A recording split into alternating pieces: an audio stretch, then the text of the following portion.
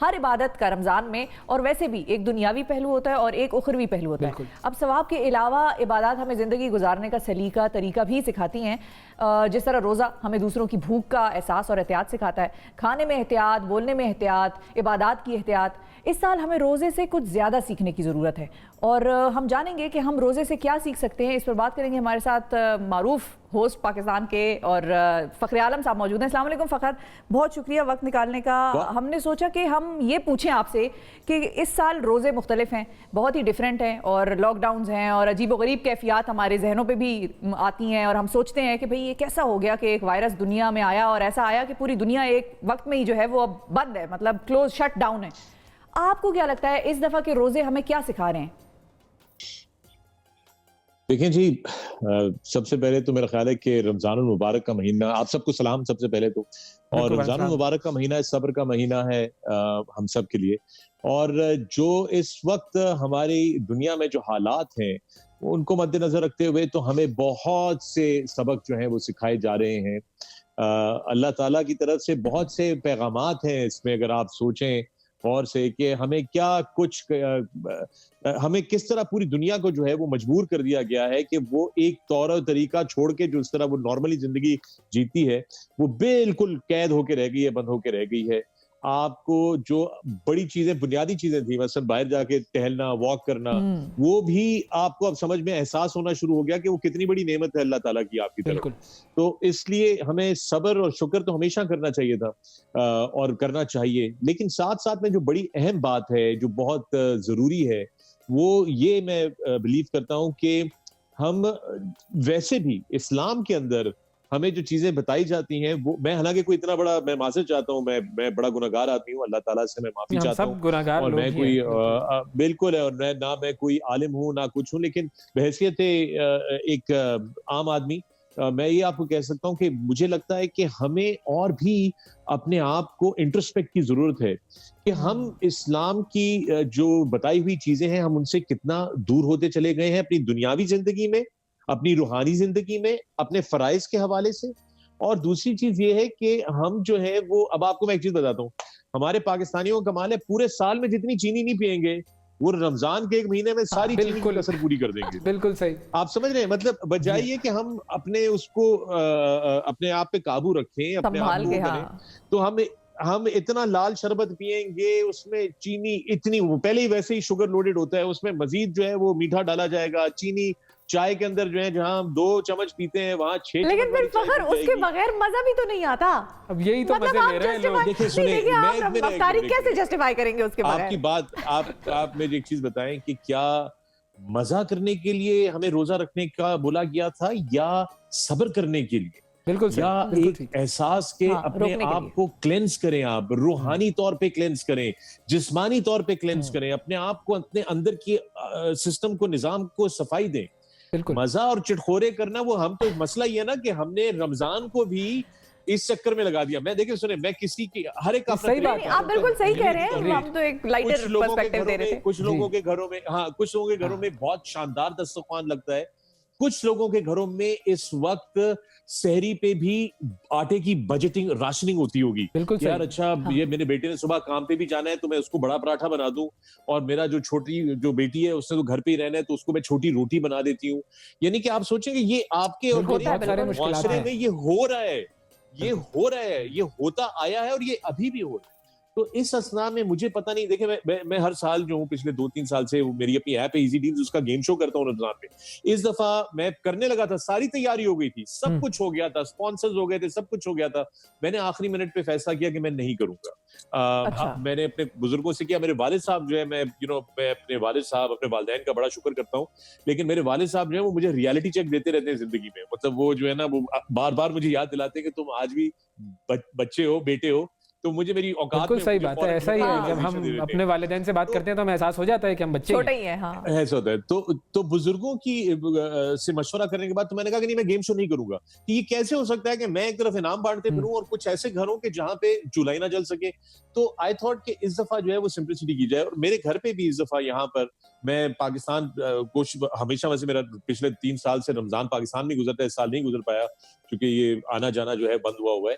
लेकिन मैंने एक और चीज भी की कि हमने घर पे भी जो है ना, मैंने कहा भी सिंप्लिसिटी रखें हम। अब एक तो ये है कि मैंने शरबत वगैरह तो बिल्कुल बंद करवा दी है, अफ्तार पे शरबत वरबत नहीं होता, पानी के साथ किया जाता है, और अफ्तार पे कम जोर होता है। अफ्तार के बाद, नमाज के बाद खाने को जो है वो प्रेफर किया जाता है कि खाने की जो है वो तैयारी की जाए, खाना जो है वो किया जाए। और यकीन जाने कि अभी तक मैं आलू गोश्त नहीं बना सका, नाकाम रहा हूं। हाँ, ओवैस नहीं थे उस वक्त ना, ओवैस हमें फखर ने ये बताया था कि इन्होंने लॉकडाउन में आलू गोश्त बनाया अपनी बेगम के लिए।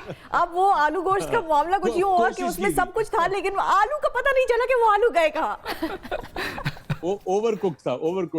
वैसे आपकी तबीयत में उम्मीद करता हूं कि बेहतर हो गई। जी बिल्कुल बिल्कुल, अल्लाह का शुक्र, बहुत बेहतर है। शिफा के साथ मैं था। लेकिन ये क्या हुआ, तो मैं अगेन बॉटम लाइन ये है कि मैं एक आम इंसान हूं और मेरे अंदर बड़ी खामियां हैं, बड़ी गलतियां हैं, लेकिन वक्त के साथ साथ मैं बहुत सारी चीजें जो वो खुद रियलाइज हो रही है, कुछ चीजें उनके बारे में मुताला कर रहा हूँ, कुछ चीजें जिसके बारे में मशवरा करता हूँ। मेरे कुछ ऐसे दोस्त हैं जिनका जो बड़ा वक्त गुजारते हैं दीन और हमारी अपनी इस्लामिक हिस्ट्री के ऊपर और उनके ऊपर, उनसे मशवरा करता हूँ, उनसे पूछता हूँ, उनसे करता हूँ। तो कोशिश करता हूँ कि एक सिंपल और बेहतर जिंदगी जो है ना वो जी जा सके, और एक बेहतर और सिंपल तरीके से रमजान और ईद और हमारे जितने त्योहार हैं और हमारी जितनी चीजें उनको जो है ना वो मनाया जा सके। ओवरऑल फिर हमारी जिंदगी में अफेक्ट आ जाता है ना उस रमजान का। और वाकई सही बात है आपकी कि हम रमजान में दस्तरखान पर ज्यादा तवज्जो दे रहे होते हैं, जिसको कहा जाता है, वो तो हम करते रहे हैं। इसराफ भी कह लें या फिर यूं कह लें कि वो जो जब हम 7 डेडली सिंस पढ़ते हैं तो उसके अंदर एक है ग्लटनी, यानी कि बसियार खोरी, जो हम हर वक्त खाने की बात, तो वो बहुत ज्यादा रमजान की अहमियत है।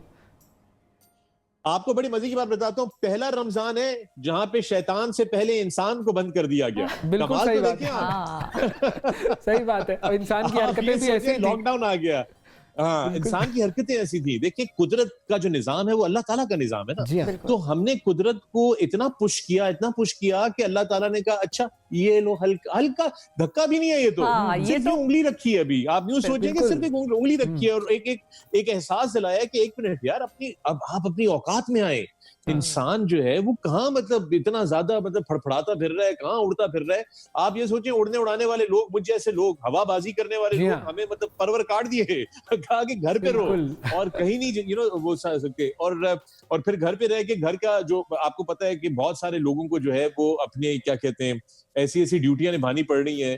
मसलन मैं आजकल जो वो मैं हैंडीमैन का काम कर रहा हूँ, मतलब घर में रिपेयर शिपेयर चल रही है, मेरे हाथ में हथौड़ी। आप बहुत सारे लोगों ने बहुत सारी चीजें सीखी हैं। बिल्कुल सही बात है, मैं भी बहुत सारी चीजें सीख रहा हूँ।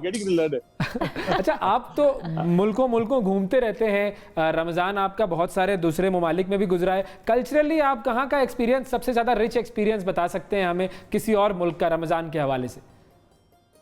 ओके, सो मैंने कुछ 2 या 3 साल पहले मैंने रमजान जो था वो मोरक्को में गुजारा था। एक टीवी शो के ही हवाले से गए हुए थे हम लोग वहां पे, और वहां से लाइव आता था मैं प्राय।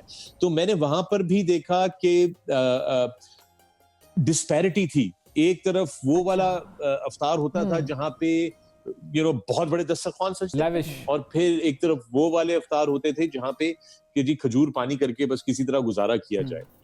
मुझे उससे पाकिस्तान याद आया। मैं आपको बताया कि लोग जानते हैं कि मैं एज ओवरसीज पाकिस्तानी दुबई में रिहाइश पजीर हूँ। दुबई में बहुत बड़े बड़े शानदार जो थे वो रमजान टेंट्स रखते थे, जिसमें बड़े महंगे जो थे, आपको पर हेड आपको पेमेंट करनी होती थी अंदर जाने के लिए। उसमें आपके लिए बहुत बड़ी अफ्तारी सजती थी, बहुत सारे खाने की वेस्टेज होती थी। यानी कि मैं हमेशा ये सोचता था कि यार ये इतना बड़ा अफ्तार लगाते हैं और इतना कुछ बचा होता है जब आप खत्म करते हैं, ये जाया कितना होता है। तो ये भी देखें अल्लाह मियां की तरफ से हुआ कि अच्छा, उन्होंने कहा ये भी नहीं होगा इस दफा, मतलब मैं तुम लोगों को ये भी ये खाना तुम गरीबों में बांट सकते हो। तो वह मेरी जो वाइफ है वो अरब है, तो उनका कल्चर हमसे थोड़ा डिफरेंट है। लेकिन हमने अब जो मिलकर जो हमने जो चीजें की हैं कि उसने भी कहा कि यार ये भी बड़ी सही है कि हम बच्चों के लिए खास तौर पे कि प्रॉफेट मोहम्मद सल्लल्लाहु अलैहि वसल्लम ने किस तरह बताया हुआ है सादगी को अपनाना और उस तरीके से वो करना। तो हम अपने बच्चों की ट्रेनिंग अब इस तरह कर रहे हैं कि उनको हम मसलन अफ्तार पे टेबल पे बिठाते हैं, उनको खजूर और पानी के साथ रोजा करवाते हैं। हालांकि अभी तक उन्होंने रोजे रखे नहीं है क्योंकि छोटे हैं अभी, लेकिन ये कि उनको आहिस्ता उनको जो है ना वो बता रहे हैं। तो मैं भी आपको ये बताऊं कि देखे तो मैंने बड़े बड़े इफ्तार हैं, लेकिन जो चीज सादगी से की जा सकती है, मेरी इल्तिजा है यार। मैं खुद बहुत मैंने मतलब हर तरह की मैंने जिंदगी में चीजें देखी हुई हैं। मैं अब ये बिलीव करता हूं कि हमें बार बार ये साइन मिल रहा है कुदरत की तरफ से, परवरदिगार की तरफ से, अल्लाह के इस निजाम की तरफ से हमें बार बार इशारे मिल रहे हैं सख्ती से अपने रवैयों को, अपने तौर और तरीकों को बदलने के लिए। और मैं सिर्फ पाकिस्तान की बात नहीं कर रहा, मैं इंसानियत की ओवरऑल बात कर रहा हूँ पूरी दुनिया में, कि आप जो हम लोग अपनी एनवायरनमेंट के साथ, अपनी क्या कहते हैं मुआशरे के साथ, अपनी मईशत के साथ, अपनी बच्चों के साथ, बुजुर्गों के, हर चीज के तौर और तरीके हमें जो है उनको दुरुस्त करने की शदीद जरूरत है। आपने वैसे सबसे, अगर मैं आपसे, जब चूंकि इफ्तार का जिक्र हो रहा है, सबसे सादा इफ्तार आपने कहां पर किया था? कोई ऐसा वाकया बता सकते हैं जहां पर आप बिल्कुल मैं बता सकता हूं डेजर्टेड हो और आपने बहुत ही सादगी से देखा हो कि यार यहाँ तो कुछ भी नहीं? 4 साल पहले मुझे ये एक अगेन रमजान ही की टेलीकास्ट का हिस्सा था। उस सिलसिले में मुझे चमन के बॉर्डर पे भेजा गया, पाकिस्तान, अफवाज पाकिस्तान के बॉर्डर की पोस्ट पे। ये याद रखिएगा कि बेस पे नहीं, बॉर्डर की पोस्ट पे। और वो चूंकि बड़ा सेंसिटिव बॉर्डर है, वहां पे बहुत सारे इश्यूज हैं, पॉलिटिकल भी है, जियोपॉलिटिकल भी है, फिजिकल सिक्योरिटी के इश्यूज भी है, क्रॉसिंग्स हैं चमन के बॉर्डर के, उस साइड पे बहुत सारा खुला इलाका है। तो वो बॉर्डर पे उन्होंने कहा जी कि वहां, तो मेरी एक सहरी और एक अफ्तार वहां पर था और गर्मियां ही थी। और मैं आपको एक चीज बताना चाहता हूँ कि वो मुझे लग पता गया। एक तो मैं कहता हूं कि मुझे रोजा जिंदगी में इतना नहीं मैंने कभी मुझे लगा होगा जितना उस दफा मुझे हुआ। मगर मैं आपको बताता हूँ, सहरी पहले मैं आपको शुरुआत करता हूँ। आपको पता है सहरी में क्या था? और मैं चाहता हूं कि लोग जाने इस बात को। सहरी पे वो 2 बलोच और 1 पठान भाई थे। एक वजीरिस्तान से उनका ताल्लुक था जो फौजी थे, और 2 जो थे वो बलोच थे। तो उनके साथ, तो उनकी पोस्ट में मैं जो था, मुझे रात को रोका गया और मेरे साथ एक कैमरामैन था, क्योंकि वहां पर ज्यादा लोगों को रोकने के लिए सिक्योरिटी के इश्यूज और सेफ्टी के इश्यूज थे कि दूसरी तरफ से कहते हैं कि कभी स्नाइपर्स भी आ जाते हैं, फायरिंग होती है अगर वो क्रॉसिंग करवा रहे होते हैं इलीगल, तो ये सारी चीजें देखनी होती हैं। तो मुझे याद है कि वो उनको एक दिन पहले जो रोटियां, जो उनको चीजें मिली थी, उसमें रोटियां थी जो कि खुश्क हो चुकी थी अब। तो सहरी पे, और मुझे वही खाना था जो उन्होंने खाना था, तो रोटियां थी, खजूर थे और मटके में पानी था, जो कि बस वही पानी था जो कि अफ्तार पे भी वही पानी मिलना था। ये थी सहरी। और फिर, और चूंकि वो होता ही है कि वो बार बार नहीं आ सकते पोस्ट पे आपको सप्लाईज देने, वो एक हफ्ते पहले आपको सप्लाईज देके चले जाते हैं। तो जब मुझे वहां पर ड्रॉप किया गया था, पहुंचाया गया था, सिक्योरिटी की वजह से मैं बता नहीं सकता कि किस ट्रांसपोर्टेशन के जरिए वहां पहुंचाया गया था मुझे, लेकिन जब वहां पहुंचाया गया था तो कहा गया था कि जी अब यही है, तो आपने अगर आप अपने साथ कुछ नहीं लाए तो यू विल हैव टू। मैंने कहा जी अब जो है वो वैसे ही है, let's do the real thing. तो वो रोटियां खुश थी, अच्छा गर्म करने का भी कोई बंदोबस्त नहीं। तो मैंने कहा ये क्या कहते सर, यही है। तो वो रोटियों को पानी में डुबो के, and I am not exaggerating, पानी में डुबो के, और वो रोटियां खाई गई थी सहरी पे।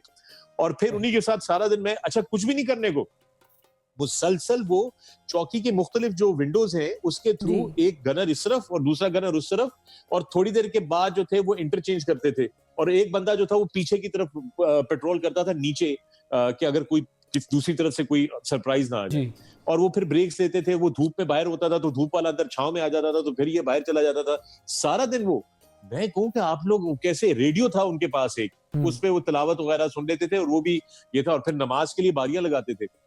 और अफ्तारी पे जब अफ्तारी का वक्त आया, वही रोटी, वही खजूर, वही रोटी और वही खजूर, और साथ में थोड़ा सा ड्राई फ्रूट। वो ड्राई फ्रूट सहरी पे नहीं खाया। अच्छा। क्यों? क्योंकि जी प्यास बहुत लगती है फिर सारा दिन से। हाँ। तो अब रात को ये हम ड्राई फ्रूट खाएंगे। तो मैंने कहा कि ये हो नहीं सकता कि आपका, उन्होंने कहा जी ये जो कि सप्लाईज हमारी लिमिटेड है, हमारे पास कभी दाल भी होती है तो हम वो दाल बना लेते हैं, लेकिन आजकल अगर आपको याद हो उन दिनों, ये मैं आपको बताना चाहता हूँ, ये वो दिन थे जब चमन का बॉर्डर हमने बंद किया था, क्योंकि बॉर्डर के ऊपर थोड़ी सी हमारी अफगान फोर्सेस के साथ एक हल्की सी कंफ्रंटेशन हो गई थी, चल रहा था, अगर आपको याद हो स्कर्मिशेस हो रही थी, तो हमने बॉर्डर बंद किया हुआ था। तो उन्होंने कहा अगर ये इतनी सख्ती इस वक्त, इतनी ज्यादा टेंशन ना होती तो हम यहाँ पर चूल्हा लगा लेते हैं और उस पर फिर दाल या कोई ना कोई, हमें वो सब्जियां भी कच्ची दे जाते हैं तो हम सब्जी भी बना लेते हैं। हाँ। लेकिन इस वक्त हालात ऐसे हैं तो इस वजह से मिनिमम उस पे।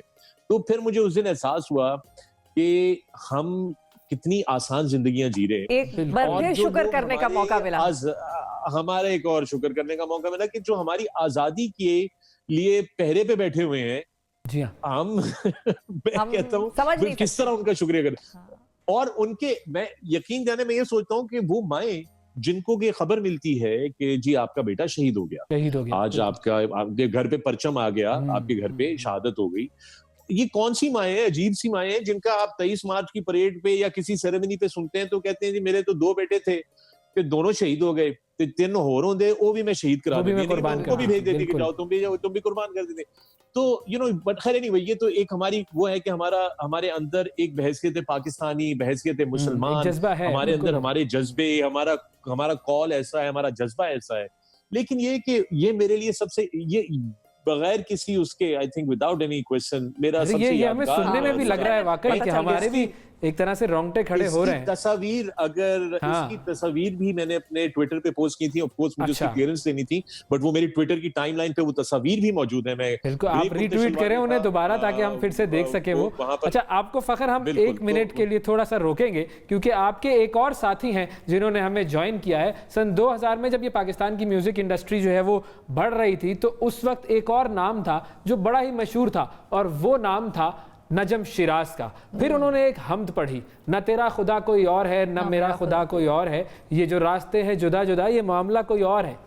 उसके बाद नजम ने गुलकारी छोड़ी, फिर बाकी ज़िंदगी उन्होंने दीन के लिए वक्फ करने का ऐलान किया। इस हवाले से भी हम बात करेंगे और नजम से ये भी पूछेंगे कि उनका रमज़ान कैसा गुजर रहा है। जानते हैं नजम शिराज से। अस्सलाम वालेकुम नजम शिराज साहब, रमज़ान मुबारक हो आपको। जी वालेकुम अस्सलाम यूसुफ, बहुत बहुत आपको भी मुबारक, और हम न्यूज़ की तमाम ऑडियंस जो भी लोग देख रहे हैं हमें दुनिया भर में, आप सबको बहुत बहुत मुबारक। अच्छा नजम, इस वक्त हमारे साथ फ़ख्र आलम भी मौजूद हैं और आप दोनों ज़ाहिर है, हाँ, आप दोनों ज़ाहिर है एक दूसरे को जानते होंगे मेरा ख्याल है। बिल्कुल। अस्सलाम वालेकुम नजम। फ़ख्र, वालेकुम अस्सलाम। फ़ख्र जो है, फ़ख्र को ये एजाज हासिल है कि इसने मेरा पहला इंटरव्यू किया था 94 में। इनसे नैन Mila Ke Dekho was launched by Fakhr Alam. हाँ, ये तो फिर आप लोगों की दोस्ती तो it goes a long way back. जी हाँ, बिल्कुल। Fakhr is my brotherly friend, we have played cricket together in Sharjah, Pakistan. हमारी बड़ी मोहब्बत है, हम कम मिलते हैं, जब भी दुनिया में कहीं मिलते हैं, लेकिन we are always the same, जैसे पहले दिन मिले थे वैसे ही होते हैं। दोस्ती तो दिल का रिश्ता होती है ना। बिल्कुल नजम, आपका रमज़ान कैसा गुजर रहा है? और हम जो बात कर रहे थे फ़ख्र से वो ये थी कि रमज़ान जो ये रमज़ान है लॉकडाउन में जो गुजर रहा है और दुनिया बिल्कुल तब्दील हो गई है इस रमज़ान में, तो इससे जो कुछ फ़ख्र ने सीखा वो शेयर किया। आप बताइए इससे क्या सीखा इस रमज़ान से?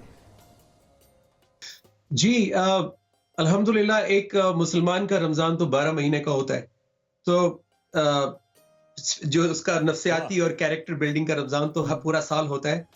लेकिन इस रमज़ान में मैं बहुत एक्साइटेड हूँ क्योंकि मैंने बहुत सालों के बाद एक नई दुआ मैंने और टेलेनॉर पाकिस्तान ने मिलके पूरे पाकिस्तानियों के साथ एक नई दुआ शेयर की है, दिल से जो निकली है फलक तक जाएगी। मैं जिंदगी में सिर्फ 2 दफा नर्वस हुआ हूँ कोई चीज, तो फिर एक काम करें यूसुफ, ये बड़ी इंपॉर्टेंट सुना देना, जिसका जिक्र कर रहे हैं वो सुना दे, फिर उस पे बात कर लें। जी मैं अभी सुनाता हूँ क्योंकि वो थोड़ा हेड चेंज करना पड़ता है पढ़ने के लिए, फिर बात करने। सही। तो मैं सिर्फ 2 दफा नर्वस हुआ हूँ जिंदगी में। एक दफा जब ना तेरा खुदा कोई और है पढ़ रहा था, क्योंकि वो मेरी जात की अनाउंसमेंट थी, एक नई चेंज थी लाइफ में। और सेकंड टाइम मैं इस दफा नर्वस हुआ हूँ क्योंकि मुझे पता था कि पूरा 1-1.5 महीना जो दुनिया के हालात हैं इस वक्त, जो पाकिस्तान के हालात हैं, कहीं क्राइसिस और ना बढ़ जाए। तो मैं 2-3 दफा रोया हूँ ये रिकॉर्ड करते हुए। मैं 2 दिन रिकॉर्ड नहीं कर सका, आई ब्रोक डाउन कंप्लीटली कि ये मुझसे अल्लाह सही से हो जाए, पहुंच जाए लोगों तक। तो मैं आई एम वेरी हैप्पी कि ये दुआ लोगों के साथ शेयर हो गई है, इस वक्त चल रही है पूरी दुनिया में। और छोटे छोटे बच्चे, बड़े एडल्ट्स मुझे रिकॉर्ड कर करके वीडियो क्लिप्स भेज रहे हैं। और मैं आपकी इस हम न्यूज़ के प्लेटफॉर्म से भी सबको इनवाइट करता हूं कि फख्र से भी कहता हूं कि just say a few words, या नसर में, या माशाल्लाह आपकी आवाज़ भी बहुत अच्छी है, आप उसको पढ़ें। और तमाम जो सुन रहे हैं लोग, आप भी इस दुआ में शरीक हो जाएं, बिकॉज इट्स अ कलेक्टिव दुआ। हमने मिल के दुआ मांगी थी तो पाकिस्तान मिला था। बिल्कुल। आज भी मुझे ईमान है, मेरा तवक्कुल है, मेरा यकीन है कि हम मिल के दुआ करेंगे, एक स्टेटमेंट बनाएंगे, अल्लाह हमें इससे रिलीफ देंगे इंशाल्लाह। आमीन इंशाल्लाह। इसका जो सेकंड वर्स है वो मैंने पाकिस्तान को डेडिकेट किया है कि हमारा कल्चर और हमारा दस्तूर ये है कि हम किसी को भूखा नहीं जाने देते अपने घर से, हम शेयर करते हैं। तो वही वाला शेर सुनाऊंगा और पूरे पाकिस्तान के नाम। जरूर। बिस्मिल्लाहिर्रहमानिर्रहीम। दस्तूर इस देश का ऐसा है, कोई हाथ खाली ना जाए। दस्तूर इस देश का ऐसा है, कोई हाथ खाली ना जाए। इस माहे मुकद्दस की शान में हर घर से नेकी की खुशबू आए। दिल से जो निकली है फलक तक जाएगी। अल्लाह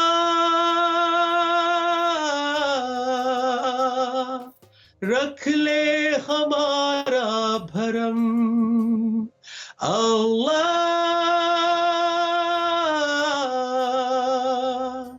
कर दे अपना करम, कर दे अपना करम।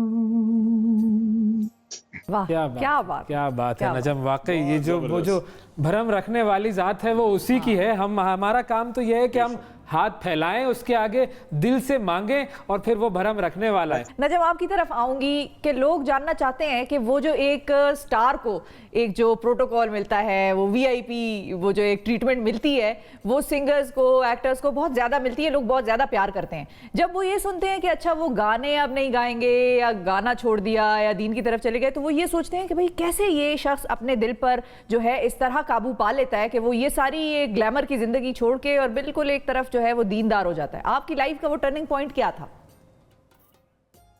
अब पहली बात तो ये है शिफा कि जो प्यार और जो क्रेज पहले था वो